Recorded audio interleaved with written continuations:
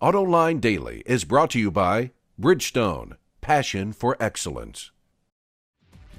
This is Autoline Daily for October 6, 2010, and now the news. The Smart brand is getting a much-needed boost, at least in the American market.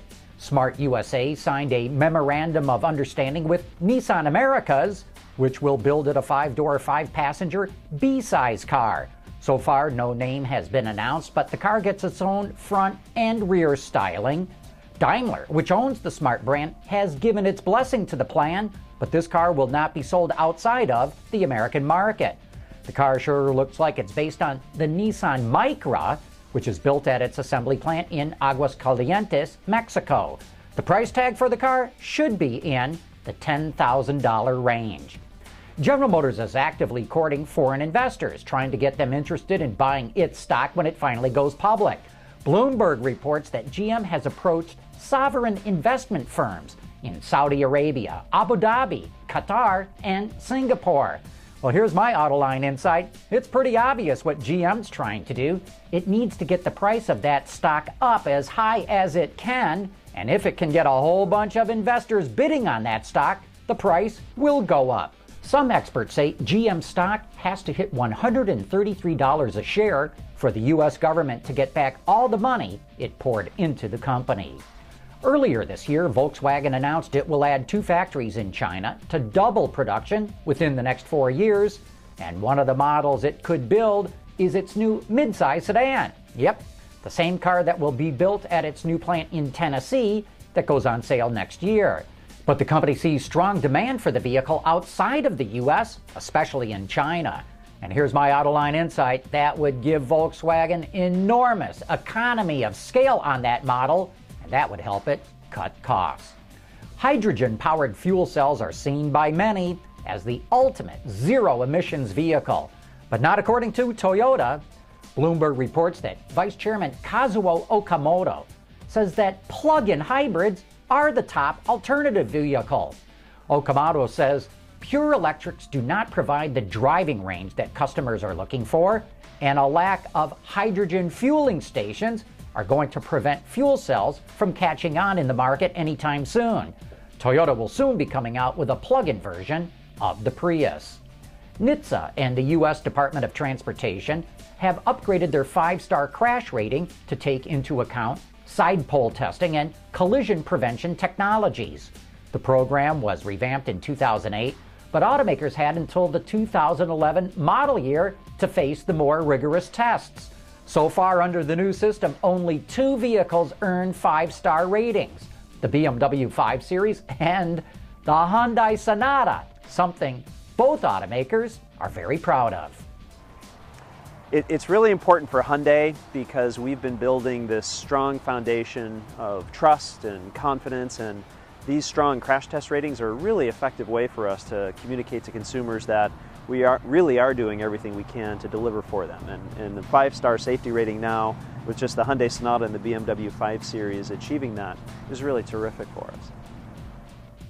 That's another feather in Hyundai's cap and illustrates just how far the company has come in the last 10 years.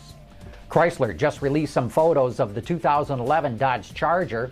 The car's design is a facelift of the current car, with a slightly different grille, but with a faster rake to the windshield, a lower hood, tighter wheel well openings, and a flatter underbody.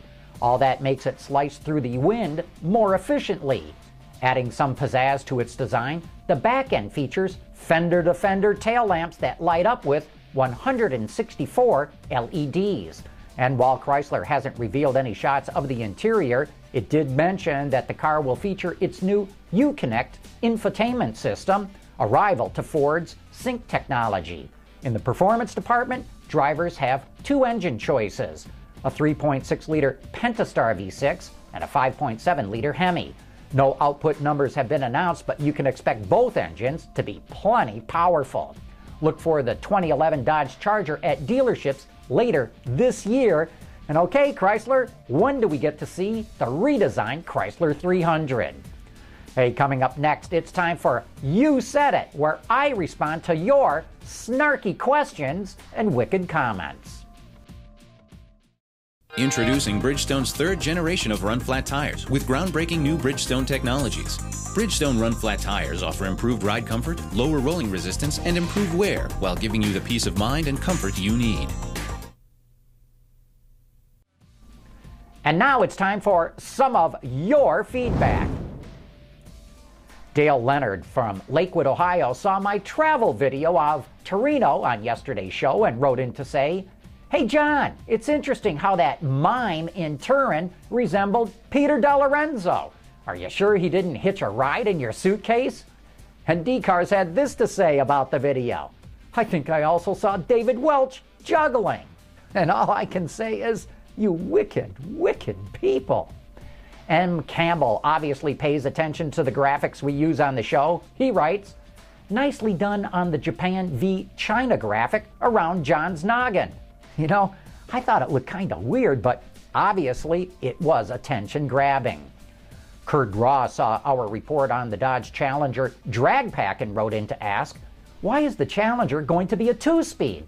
Kurt, that car is all about drag racing. It's only meant for the track, not the street, unless that street happens to be Woodward Avenue or any other street racing venue.